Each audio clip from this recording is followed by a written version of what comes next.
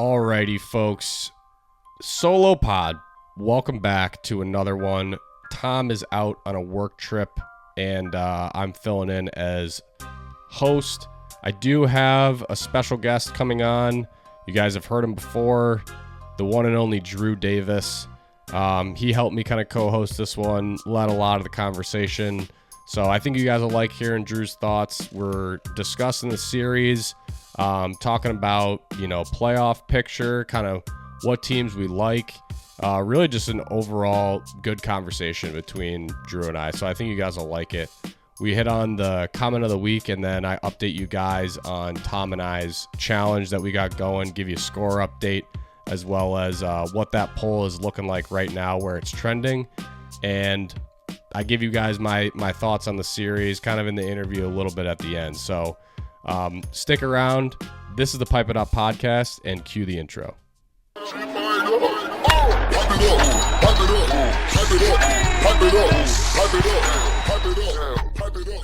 Ladies and gentlemen, welcome back to the Pipe It Up podcast, the official podcast of MLW Wiffle Ball.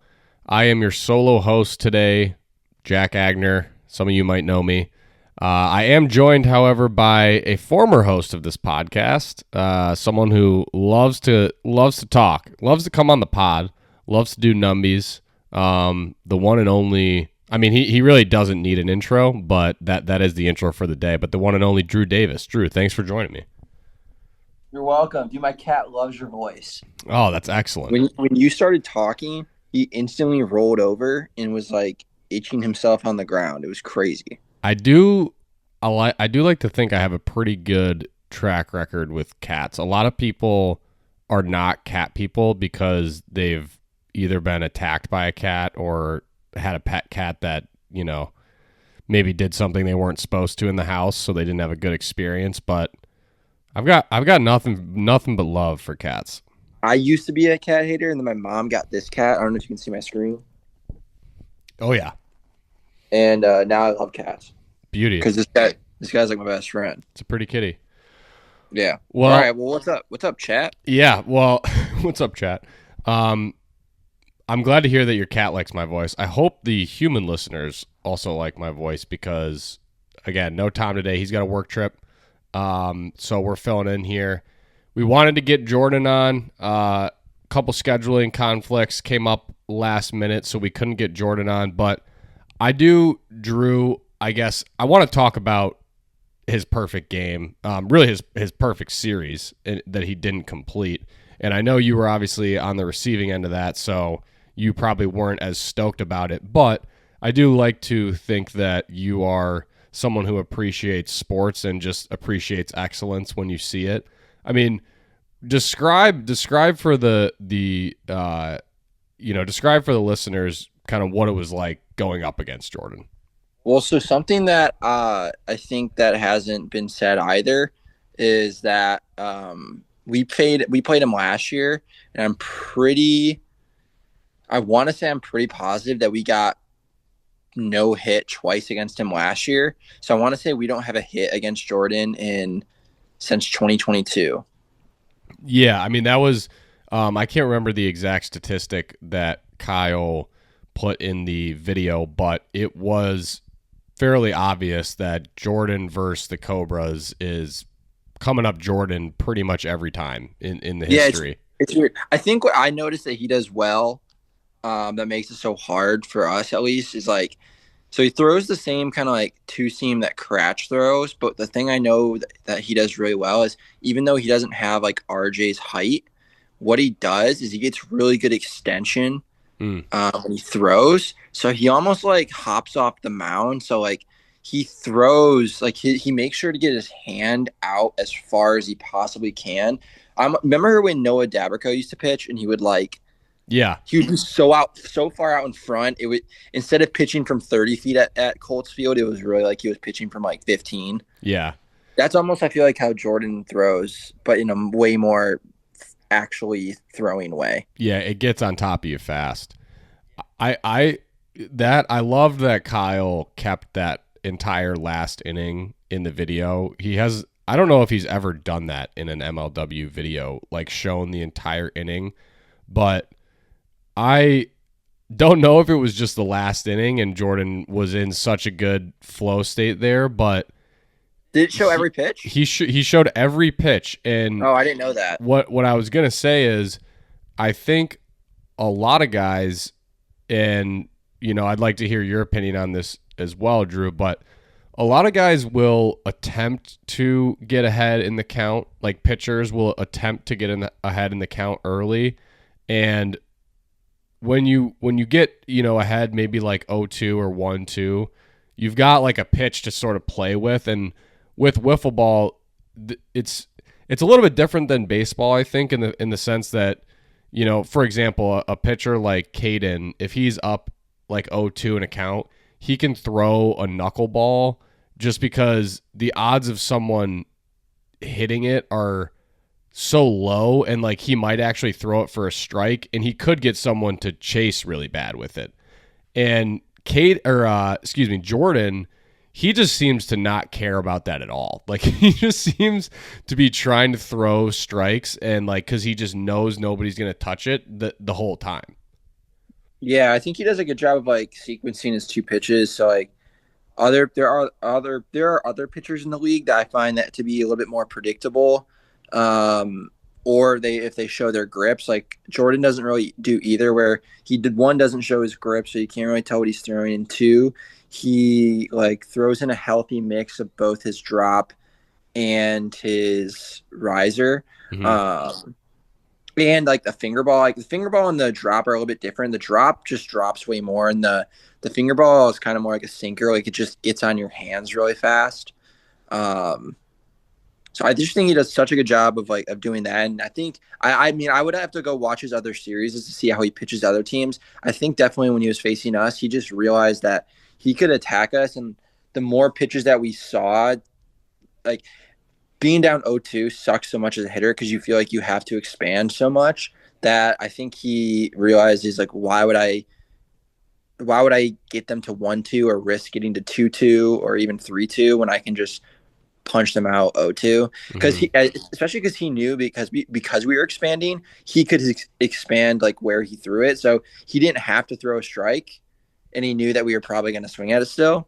Well, yeah, because you're fighting to stay alive, and a really cool like short form video, I think would be doing just like I don't know, like a 5 to like 7 pitch overlay of Jordan pitching and like all the different spots the ball ends up, because with that two seam, like you're saying, it's like sometimes he'll throw it and it'll dart really late, just pretty much in, like almost flat. Yeah. And then other times it'll drop basically at the last second and in. But as a batter, you're watching it, and then other times he'll kind of just, not like a fastball, but it'll kind of just be like right down the pipe.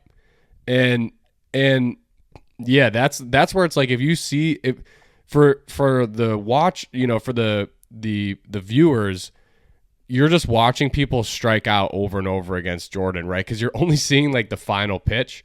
But I think like a overlay video like that would be cool, because it shows you from the batter's eye how similar all the pitches that he's throwing look when they come off of his hand, and then how dissimilar they are when they finish at the plate. Yeah, that's probably my biggest pet peeve about reading MLW comments, is when people go, "Oh, X team has no plate discipline," or "This player has no plate discipline." They're always swinging at balls, and it's to me, it's just like the dumbest thing I can ever read when it's like you're only showing the last pitch of every at bat, because you could swing at 2 strikes and then the last pitch could make you look like a fool, and it's like all they do is swing at balls, so it's really annoying. But yeah, well, like the other point, just really quickly on that, I think that comment is funny because I think you would agree. Believe it or not, this sounds dumb. This is going to sound really dumb, but sometimes in wiffle ball, the balls are actually easier to hit than the strikes. Yeah, like, if depending on how you're setting up and what pitch you're sitting on, You know, True. it can be easier. So just because you're swinging at a ball doesn't necessarily mean it was like a bad swing, in my opinion. Yeah, especially like for me, it's like for me, I think for me early in the count, especially like people at the field might see me take like some really like wild swings, and I think like in my head, it's like if I can key in on one pitch, and I see that pitch come, like I'm almost swinging no matter what. Like if I see a drop is coming, like there were a couple times against Jordan where he was getting me on the same first pitch strike almost every time because he knew I was going to swing at it, and it was because he was throwing this drop that, I mean, it starts off kind of like right down the middle high, and I knew it was coming, and I was like, I knew it was going to be really low, and it would almost bounce off the ground, or sometimes it would bounce off the ground, but I was like, this is my best chance of hitting it because it's the one pitch I know is coming. The next pitch, I have no idea if it's going to be a drop or a riser. So Yeah. I might as well swing at one that I know what the pitch is. It just may not be a strike. But especially like high balls, like when people swing at high, like balls that are way too high, honestly, I think those are the easiest ones to hit. So Yeah, I agree. The low swinging at a pitch that's like in the dirt, that one's tougher to explain away. But the especially if you're a taller person, the high like risers or like a drop that kind of just like stays high, you know, that's gonna end up being a ball. Sometimes those are the easiest pitches to connect with. Yeah. Or I feel like outside pitches, especially like the outside two seams are kind of coming into the outside of the zone, you'll catch the end of that barrel, and I feel like those usually fly. So I feel like that's the zone usually I'm looking at in it, is like high and outside. If I see something come in that window, that's usually where I'm trying to look for. But so yeah. What would you say, I guess, you know, conversely, games 1 and 3 for you guys were nothing like game 2 from an offensive standpoint. So, and Trey is someone who, you know, I think he's had games here or there where teams have gotten around to him, but by and large, he's been a very consistent pitcher with, you know, relatively speaking, a low ERA. He's done solid on the mound thus far in his career, and you guys were able to get after him. So I guess what was the difference like going from Jordan to Trey, and how did you guys like attack him differently? I don't think I've actually ever seen Trey pitch. Maybe in the All-Star game I have, but I haven't played the Diamondbacks personally since the World Series, and then in 2020. So I've never played the Diamondbacks in a regular season game, at least since 2020. So I've never faced Trey. So I think for me, it was actually Zerlag that helped me. Zerlag was on second base, and I struck out my first at bat, and he kind of knew what I was looking for. And he came up and told me before my last at bat, or my second at bat in the first inning where I hit that grand slam.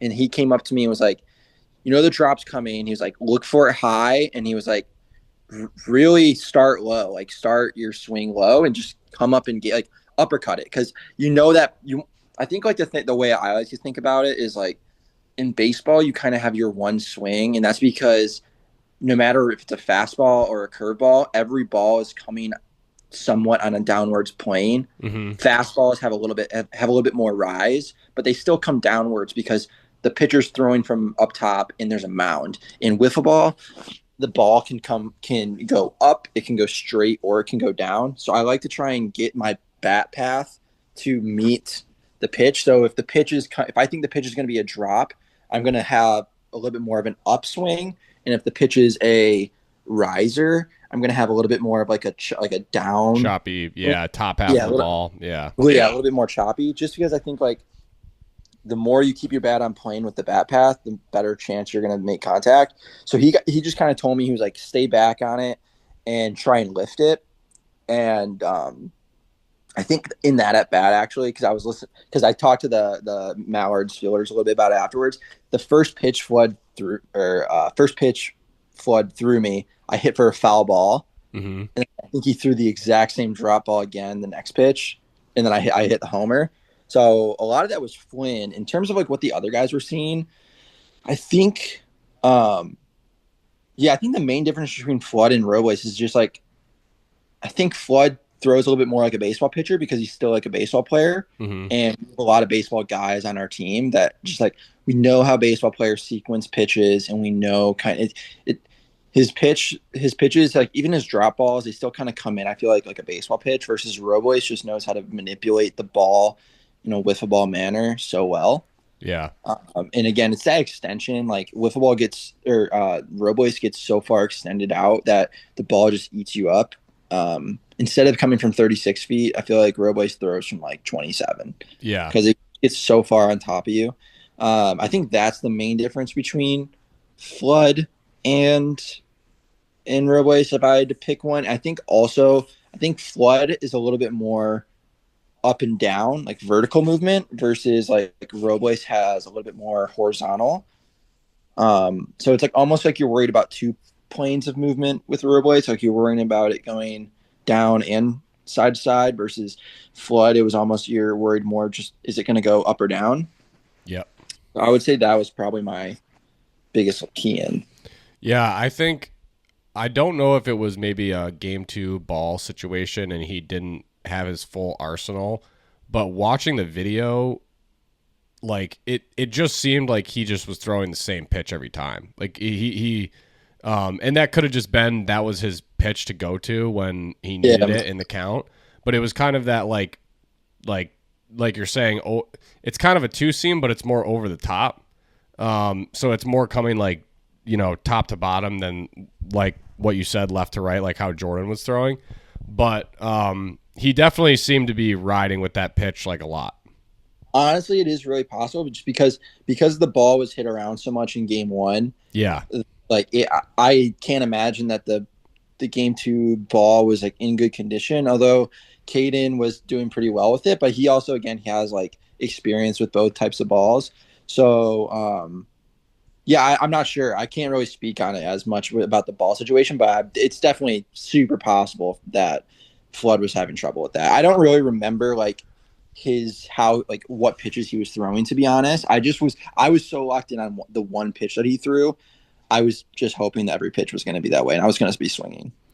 So speaking of the ball being hit around in game 1, why don't you address why you pitched in game 1? Because I think Caden mentioned it almost like in passing at the end of the video, but I still saw a lot of comments, very questioning your moves. Like, just call a spade. Very, very questionable of your decisions. I think this is the first game I did not go into the comments. I think ever since good choice. Seriously, since MOW, because I was like, there's gonna be nothing constructive there. Yeah, nothing like good. And again, I knew that like I don't know. It was when I started warming up and I heard Kyle say in the pregame that like the reason I was going because I liked the game 1 ball better. I was like, that's not necessarily true. It was more because so our game was played at 9 a.m. and I had work at 11:30, and I had to leave by 11. And normally, like 2 hours. I mean, Jack, you played MLW. Like fitting a series in 2 hours is like hit or miss. Like, yeah, no, that you basically have to have. You have to have someone like Jordan working as quick as he does. Which I wanted to. Let's put a pin in that because I wanted to bring that back up, but. You got to have someone working as fast as he does, and you have to have basically the home team win every single time. Yeah, and so I was expecting, usually the plan would be for me to pitch game 3. The only reason I didn't pitch game 3 in this first series is because we actually switched balls for game 2 because the ball was, I think, dented or cracked after game 1. So in the first series, the game 2 ball was actually used in game 3. When we played against the Wildcats. So for the Mallards, I was supposed to pitch game 3 because I cannot throw a game 2. Because I don't do a lot of some pitchers like Cratch does it a little bit. I know Dallas does it a lot, and so does Norp. They pitch a little bit like they can manipulate the ball by like doing wrist action, which I just focus on my grips. And so once the ball, like the scuff goes a little bit on the ball, my grips are useless. So I was going to pitch game 3, and I was like, there's a good chance I'm not going to be able to be here for game 3. I'm probably going to have to leave. So I pitched game 1 just so I could get my game in. And then the plan was I was just not going to be there for game 3. Like I was going to leave. Mm-hmm. But we just ended up getting through games 1 and 2, especially game 2, I think really fast. I think game 2 was maybe like, I don't know, 30 minutes max. So we just ripped through it, and it definitely ended up being a bad look. And I almost was like, I might just leave just so it doesn't look like this. But I knew like my hitting gave us a better chance of winning. But I was like, should I even stay for game 3? Because I know the comments are going to be so bad after this since I pitched game 1. But I was like, whatever. None.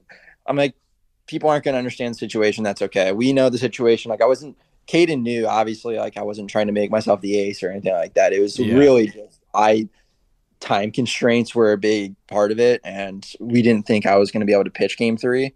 So that's a factor. It's a factor for sure. I mean, yeah. I do want to ask while we're on the topic, because I think we've beaten you up on this podcast a bit, and we've also, I think, given you credit where credit was due as a manager. And I think just being honest as a viewer, if I was a Cobras fan, I would not have a lot of confidence after this series, just because I've seen this play out where it's like I've seen the good Drew on the mound. You know, I've seen you do that, and then I've seen the control issues Drew on the mound and kind of how that ends. And the game 1 was reminiscent of the latter. So I guess the Cobras fans that are kind of looking at this going like, oh, I feel like I've seen this before and it's not a good ending. What would you say to them? Yeah, I think like, well, I mean, just like one, I definitely have to do better. So, I took a little bit more time. Like our next series is scheduled out for like 3 weeks away. So I've got a little bit more time to practice, and we've got some like practices lined up, for like team practices. So I had never really done that. So I'd only pitched like, I think like the wiffle ball once in between series 1 and 2. I actually felt really good in series, 1 when I was pitching against the Wildcats. I mean, I gave up 4 runs, but a lot of that was like, it was 30 degrees, raining.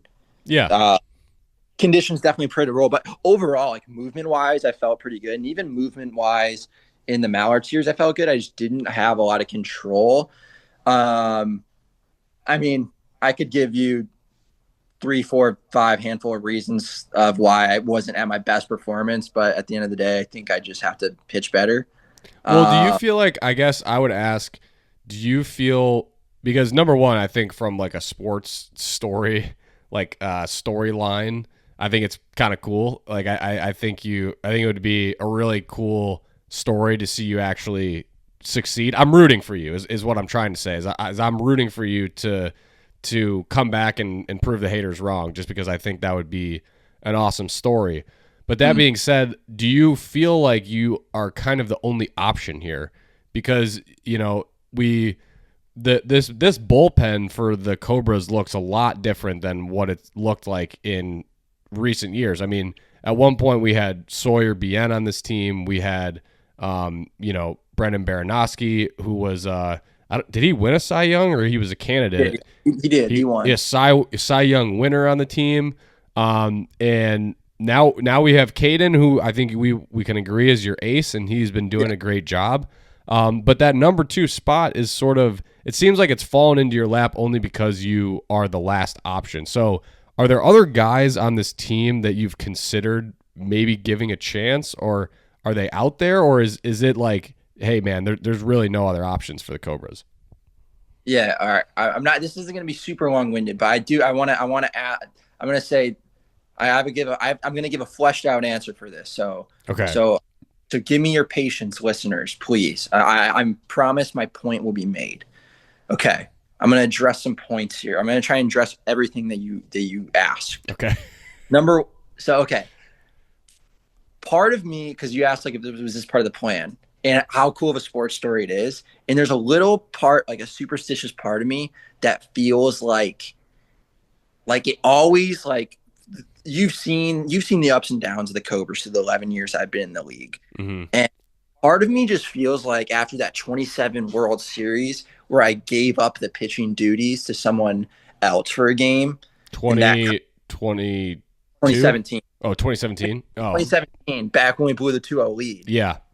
When I gave up a game to give to another pitcher, we ended up losing that game, and then we went on to lose the World Series. Like, part of me feels like it was written in stone that the only way the Cobras were ever going to win a World Series again was if it was like I had to play a part on the mound. Hmm. And maybe that's just delusional thinking, and it probably is. And I'm a delusional guy, and that's okay.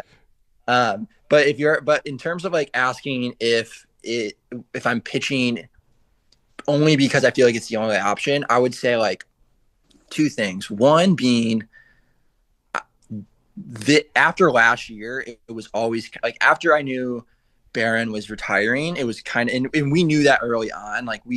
It wasn't like we found out a week before the season or anything like that. Like we found out like pretty like, and we kind of knew like he was getting married.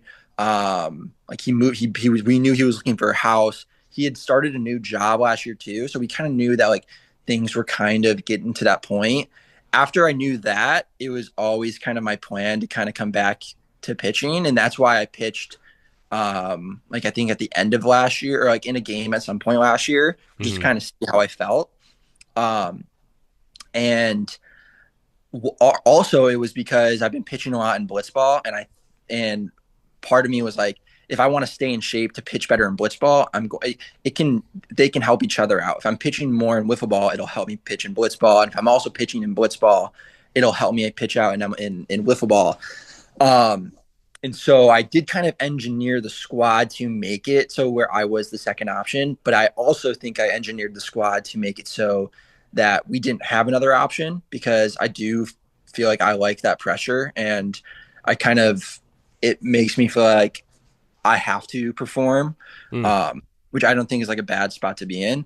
So I think it's a little bit, yes, I do feel like I'm the only option, but I don't think that happened out of chance. I would say like I more have engineered that. And if we really had to, I'm sure Ash, Cole, or even like Zerlag or something like I'm sure they could pitch. I know Cole plays in a league with Caden, or, I mean, we could make a trade. I mean, we have a lot of depth. We have a lot of picks, but honestly, like this is the team, like Cole has been such an awesome addition. Just like his personality's been great. Like, I don't think I've ever felt better than like with, like, I feel like we have just a really complete team now. I mean, we obviously miss the Barons. Like I loved having them around. Brendan was such a calming presence on the mound and stuff like that. It was really great. But like we've coined like the whole Cobras as like the vibe tribe and like the vibe squad. Yeah. And like the camaraderie we've had with this team this year has been incredible. And I think it's built off from last year. And even though we're 2-4 right now in last place, like the league is so tight right now. Like there hasn't been any sweeps yet, I don't think. No, it's very tight, I guess. So like, we're definitely not out of it. And I just like feel like this team, like as crazy as it sounds, like this is like one of the best I've felt. I won't say it's the best I've felt about a team, but because I think like there's been other years what I've felt like really positive heading into the season, but this team is definitely up there in the top 2 or 3. Like I feel really confident with this team. Cole and Justin, I think, are going to mash by the end of the season. Like Justin's going to be a second-year player. Cole's already shown, like, even though he didn't get a lot of hits in that first, I mean, he got a few hits, but like, yeah, it looked like he was putting together good at-bats based on the commentary and touching Robles. Like he got the ball in play against him. So yeah. I think like just for people who are to finally kind of like address the final thing, like should people be like Cobras fan? I totally like I would be worried too if I just saw my pitcher give up 13 runs. But honestly, like in the history of me being in the league, I think that's just been a prevalent thing where like I'll have 1 or 2 blow-up games. Like you'll look at my ERA from past seasons and I'll have like a 3 ERA, but there will be 1 or 2 games where I let up 9 runs, and then every other game I let up 1, maybe 2 runs. So if this is what it takes to, I texted our group chat. I go, I'm not allowing to run the rest of the season, and I fully mean that. So, and people may think that's delusional, but I think like we've got a great rivalry series coming up against the Gators. Um, I mean, another rivalry game series against the Magic, and it's going to be out of town, so the energy is going to be awesome there. And then we'll finish the year off in what I can only assume is going to be a winner go home against the Eagles.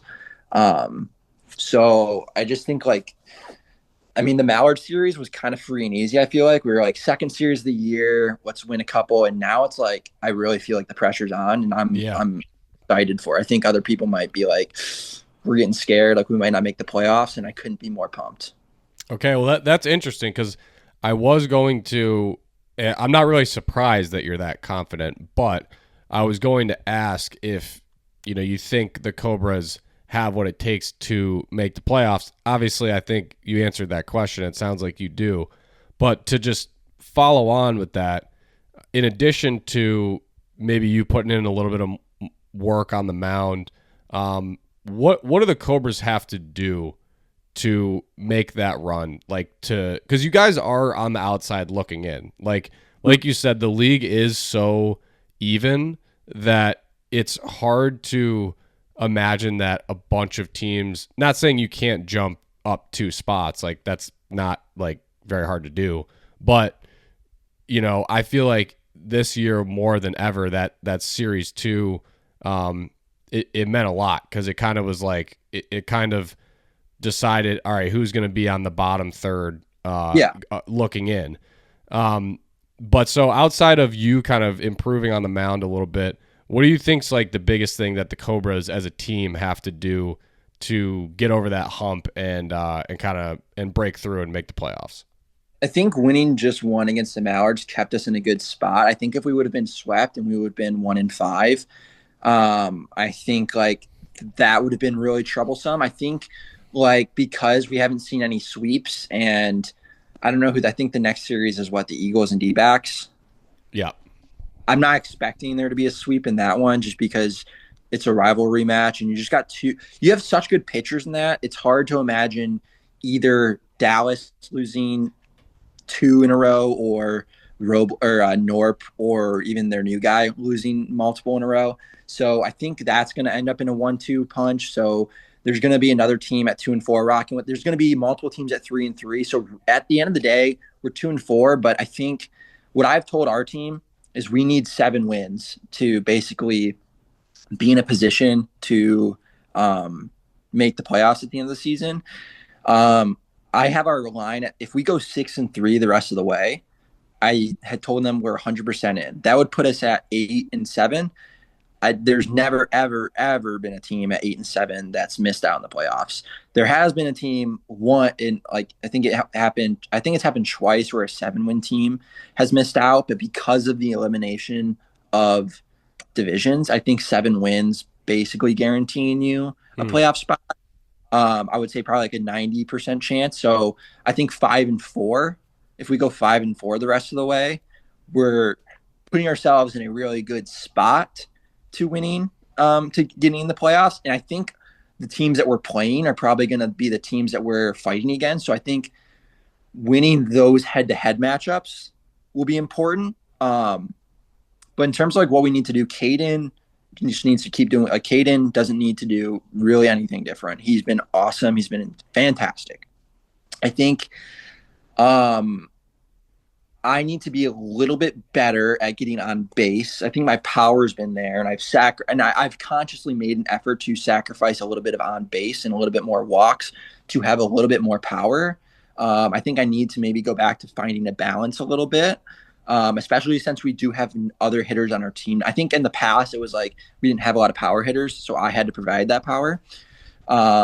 Now Ash and Cole are able to provide some power. I think Andy's going to play a really important role. There's kind of a fight for that 4th spot in the batting order right now between Andy, Flynn, and Zerlag. Someone's got to show up and be able to be a reliable on base machine, or just the occasional homer. Zerlag has had it's been tough for him in the start of this year, and also for Andy, I think it's been a little bit tough.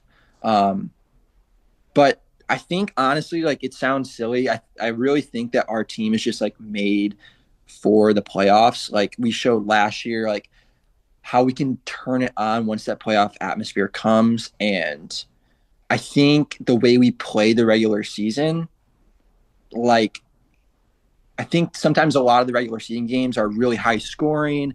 You see wild defense. But once you get into the playoffs, things get so intense.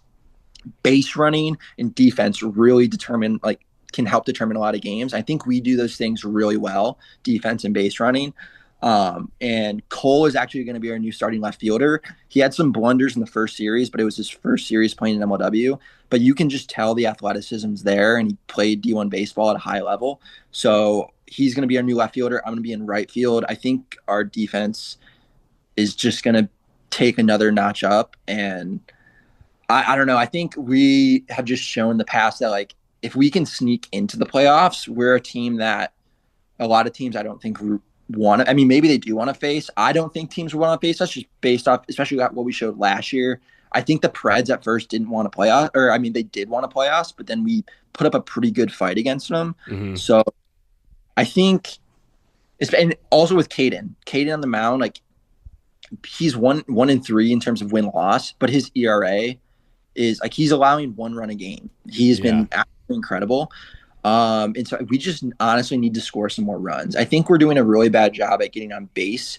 I think we all need to have better approaches. But again, I think that's just, we were a team that I feel like we were a team that had a lot of experience at like last year and the year prior.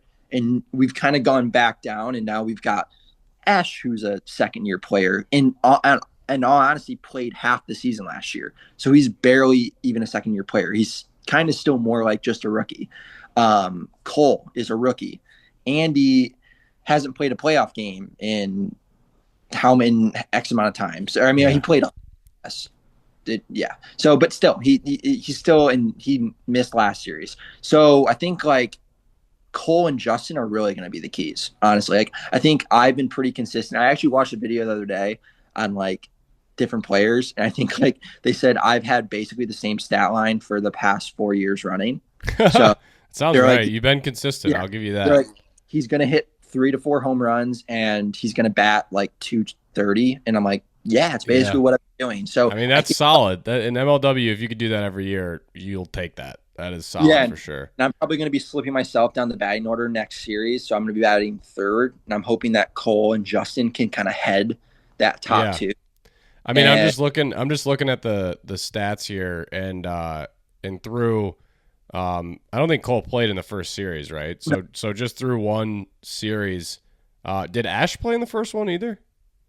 He did not. Okay, so in that last series, I mean, Ash hit 333 and Cole hit 300. So I mean, and they're in for the playoffs. So Cole's done with college baseball. Justin's also done with college baseball for now. So as of right now, like, we've got them both locked in for the playoffs, which is really exciting, and also just for the year, which is something that we didn't have last year.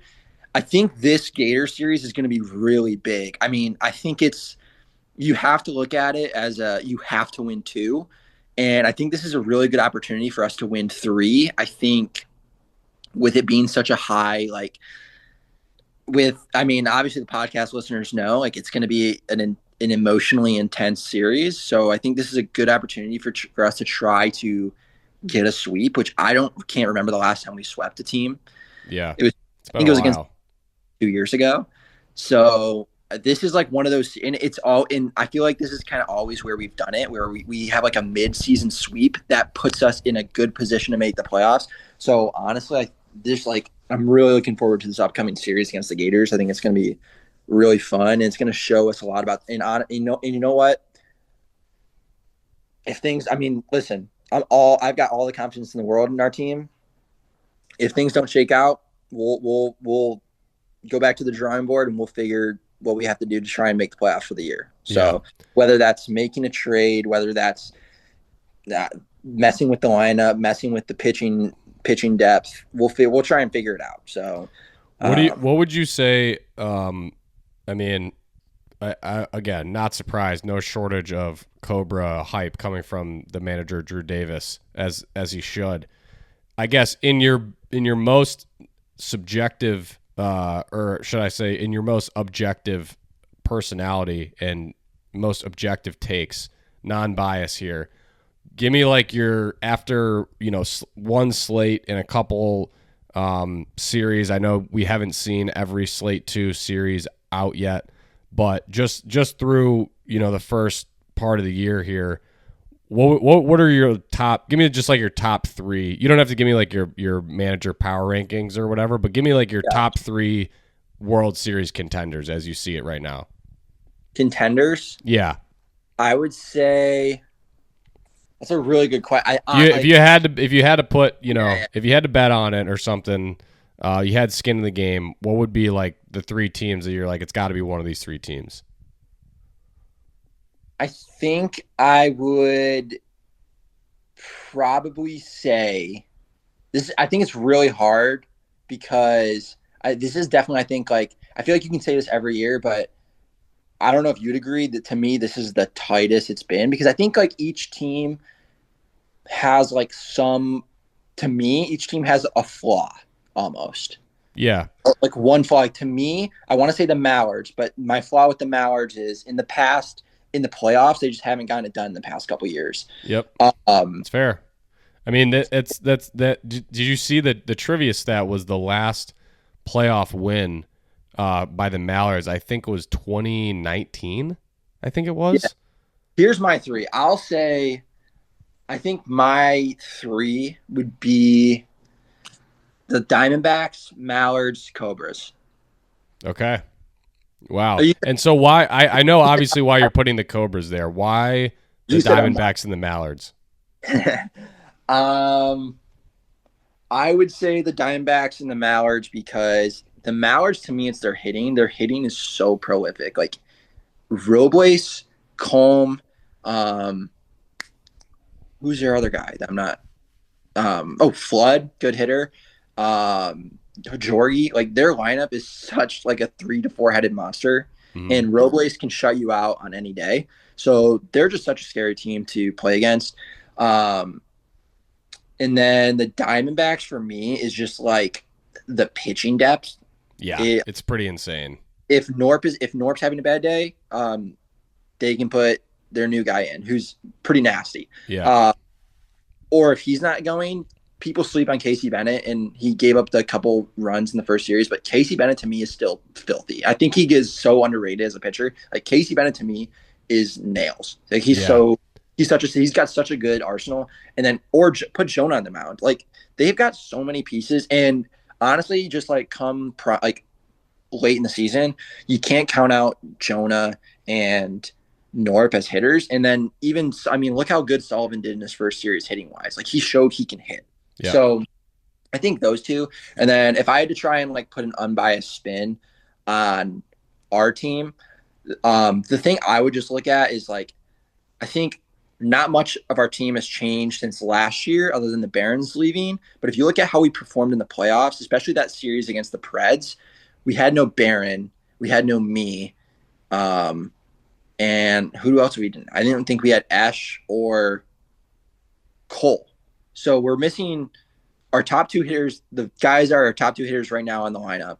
And then I also wasn't there, so I'd be our 3rd best hitter. So 3 of our 4 starting lineup pieces weren't playing that day. And we basically took the Preds almost to, sure we got swept, but both games went into extra innings, and one guy scored all their runs. So I think that is why I put us there is like, I think Caden on any given day can be pretty much unhittable. And then our lineup I think like the thing with our lineup is if we score a run in the first inning, it just feels like I feel like we're such a momentum team that if we can score in the first inning, it's almost game over. Yeah. Oh, I think that's fair. I mean, I personally would not, just with what I've seen so far, nothing against the Vibe Tribe. Like I said, I'm rooting for you. I probably wouldn't have the Cobras in there. If I'm trying to be as objective as possible, I do think the Magic have what it takes, but I would say, gun to my head right now with what I've seen, what's been put out, I would probably have to put The Wildcats and the Preds in there for sure. Just having played the Preds, like I obviously watched the video, but played them in person.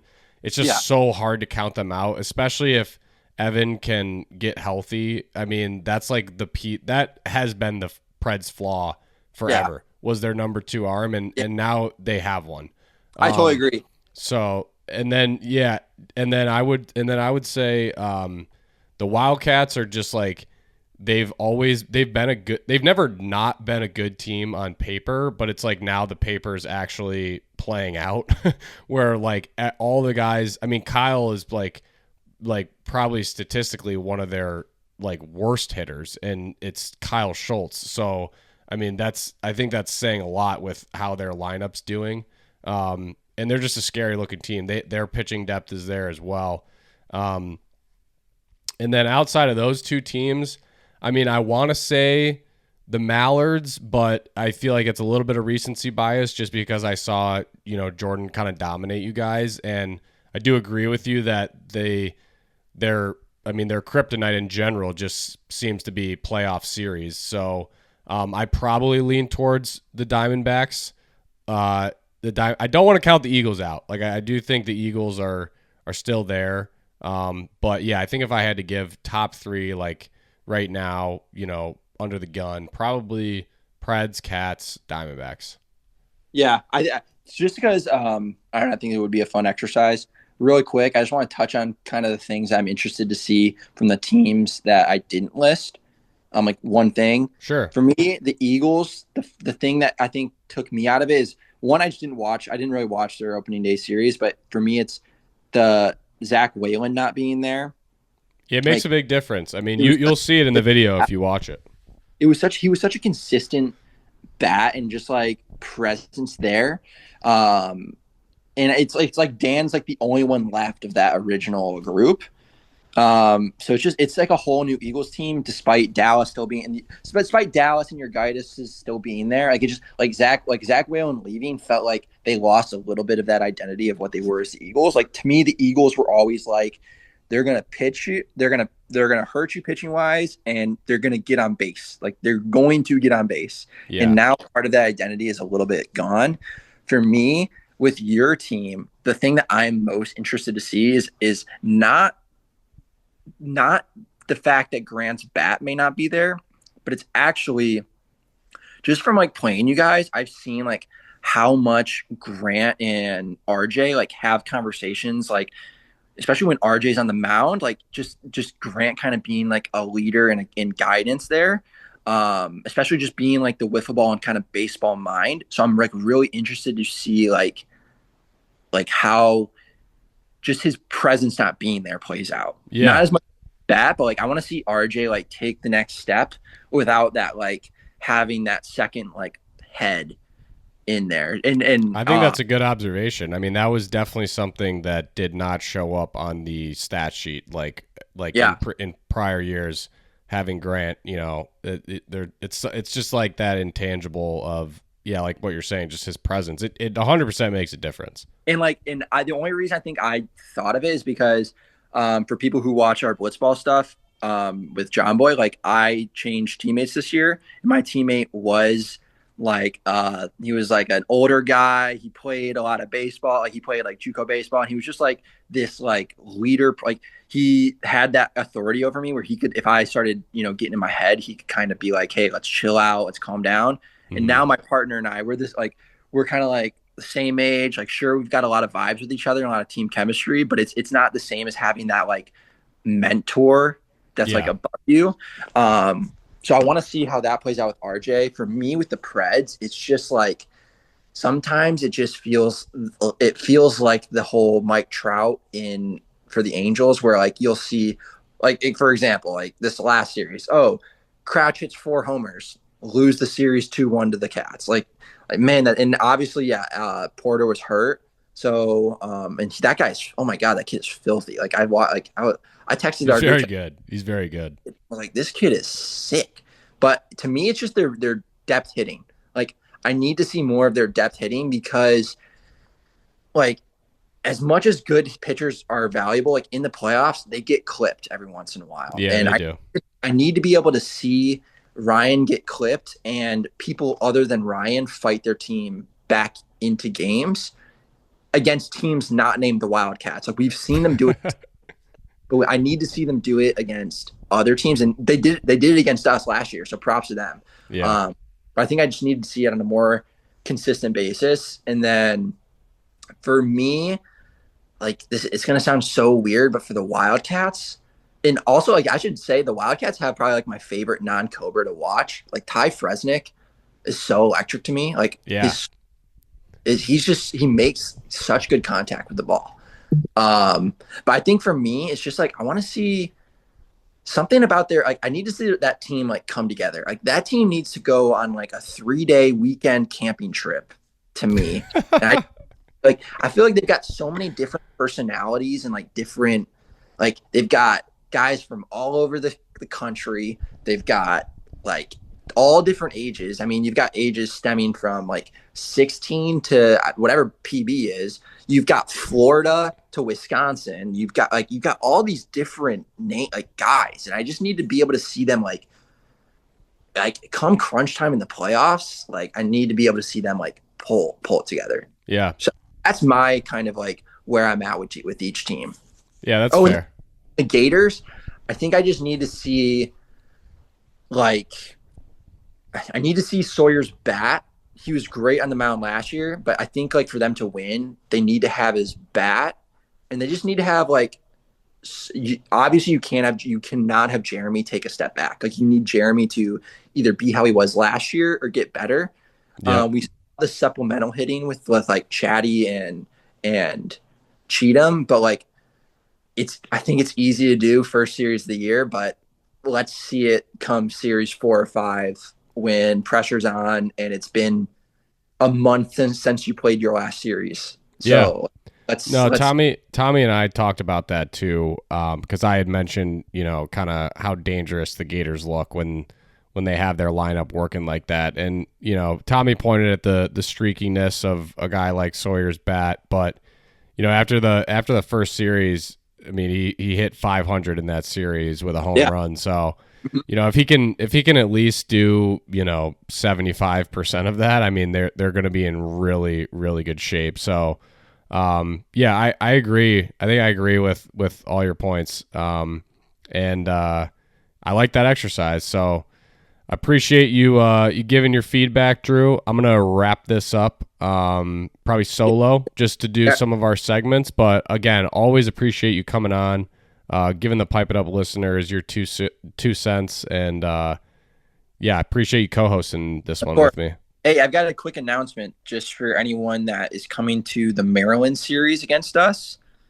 I am offering up to anyone that wants to bring me an accessory or a cowboy hat. I will have items in exchange that will act as currency, whether it's old game used jerseys, game used like bats, or like other fun MLW stuff. Like if you got like a fun arm sleeve or like a fun thing, I want to wear all these different things that fans have during the series. I think that'd be cool to like travel and like have these kids that come like be able to be like, hey, that's the arm sleeve I gave them on camera. Like have them be able to point at something. So if anyone wants to take up the deal, it's only going to be while supplies last. So when I'm there, and take your opportunity to barter with Drew. Yeah. I think I've got like a really fun like grand prize for like anyone who brings like anyone who like really stands out. But and obviously don't go like insane because like I don't want parents coming at me and being like my kid just spent his entire pay. That's not what this exercise is for. Not that. So just looking for a cool trade. Yeah. You got some fun wristbands. You got some fun, whatever. Hit me up. I'll make sure it gets on camera and I'll wear it for the series. I love it. Well, you heard it here first, folks. That's your inside scoop. Pipe It Up listeners, you get that luxury. If I were you, I'd take Drew up on that offer. It sounds like a fantastic offer. Nothing like a sweaty game used Drew Davis Coastal Cobras jersey. All right, Drew. I appreciate it. Thanks, man. Yep. See you later. Wow, always a blast with Drew. I mean, I gotta say, folks, this assignment given to me today to host this podcast. I feel like I didn't really host anything. Drew kind of ran with that. Maybe that was the point of bringing him on. I mean, I don't know how we would have fit in 2 interviews if we had Jordan on, but you know what? It worked out. Drew, appreciate you coming on, man, and I'll always love hearing your thoughts. Cobras fans, I guess just to give my, quick 2 cents. I think we covered a lot of the series, but I mean, Drew said it himself, he's working on the mound, but I think that's really going to be the big difference for the Cobras on whether or not you guys push through to the playoffs is you got to win a few of those game twos. If you want to win some series, you've got to be able to win those games. It's tough to win 2 with your ace just because the other team's aces are so good now. So splitting those and stealing a couple game twos, I think is going to have to happen. And conversely, if you're a Mallards fan, I mean, you got to be feeling good. Putting up a 13 spot in the first game, Robles throwing a perfect series. You got Colm getting reps. Trey, he didn't get the win, but I think he looked okay out there on the mound. I don't think it was his best stuff, but again, to Drew's point, the lineup's looking healthy. I'm excited to see my boy Tom out there. I think he'll be out there for the next series. So, I think Mallards fans, you got to be stoked with where you're at. Again, it's just going to be like, you feel like you're going to be there.